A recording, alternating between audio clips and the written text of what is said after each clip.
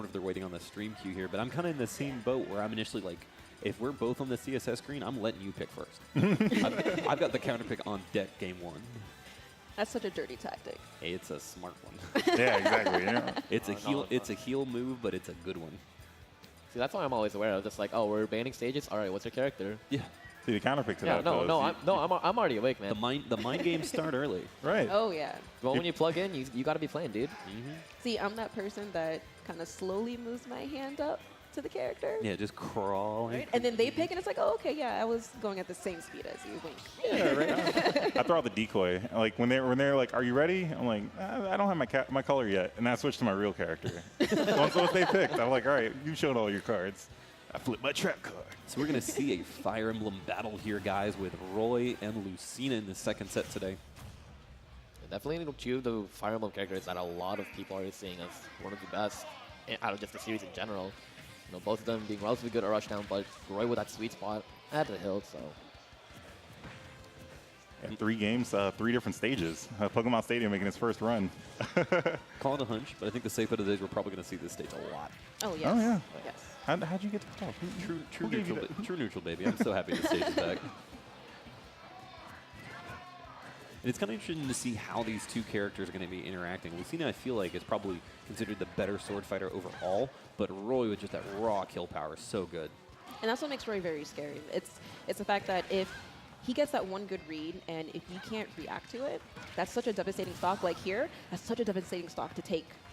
And having those consistent setups are so strong. That F-tilt is such a great tool to go into fair, into back air. At low percents, you can even do the jab F-smash or a huge damage boost as well. Roy is incredibly strong in this game. And yeah. No, the scary thing about Roy is just that he has a single jab, which is different from Lucina's double jab. And with the way that ultimate works, having a single jab that combos into all of his other kill moves is super nice to have. Right there. Speaking of that jab. Yeah, into the back air there, and it's going to be really good spacing on his part. Obviously, his counterpart Crom going to have a little bit easier with the sweet spot along the length of the sword. You're going to see the air dodge here and going to be able to make this back still. And that's one of the other changes in this game is how the air dodge mechanic works now. You're able to make a lot of movement if you have that good quality airspeed. And Roy, of course, with a very strong one himself.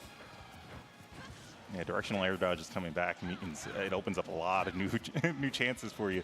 In hit stun, you can even air dodge up, making it seem as though you've used your jump, and that can lure to some crazy baits. But nice parry into the blazer there. Parry on the shield breaker, no less. No fear. Yeah, and I was actually very afraid.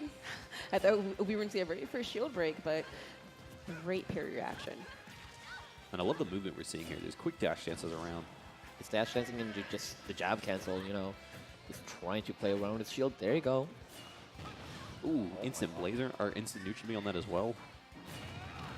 Will he get the tech? No, he does not. I don't think he was jumping. That is game one. That's game one. That is Roy. Yeah, 30 and a handshake to start this set off. But I do love, like you said, the movement of Roy.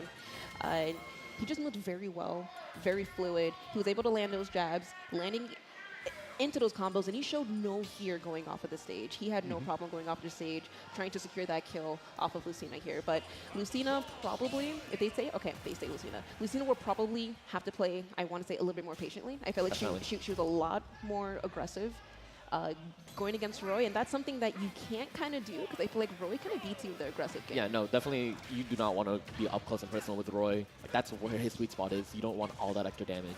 I mean, and that's a trademark of Goblin in and of itself, the fact that he's able to just rush you down so quickly and put so much pressure in your face, you have to react and know what to do on just a moment's notice. And if you don't, you get blown up, as we saw in that first game. Oh, these quick down tilts, too. Yeah, oh, my all these God. dash cancels are insane with Roy's speed in general. You know, just running up, poking him as close as possible.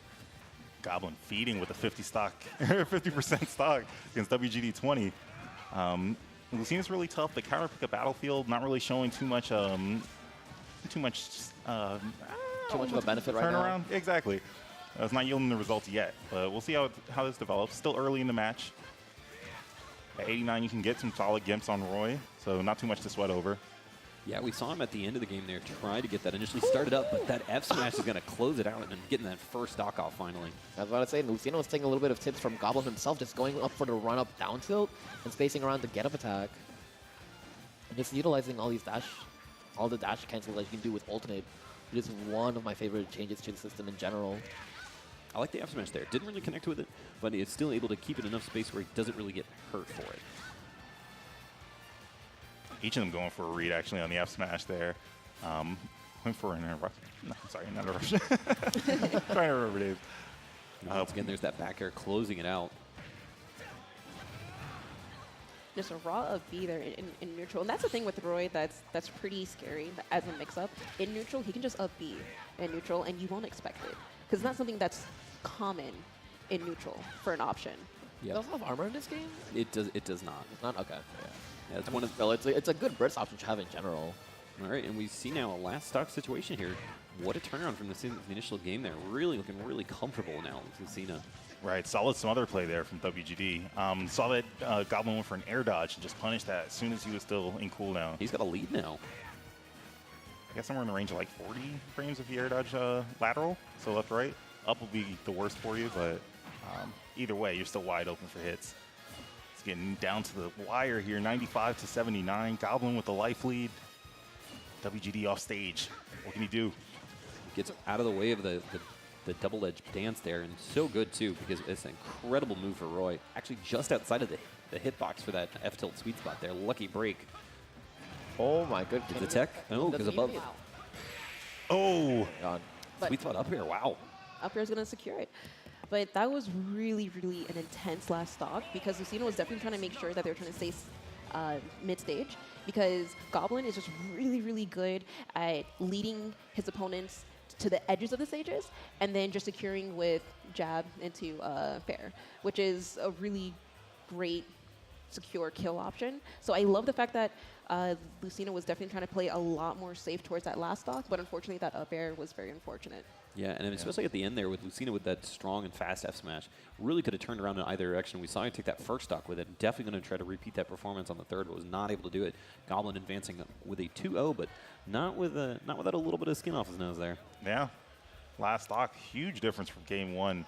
But yeah.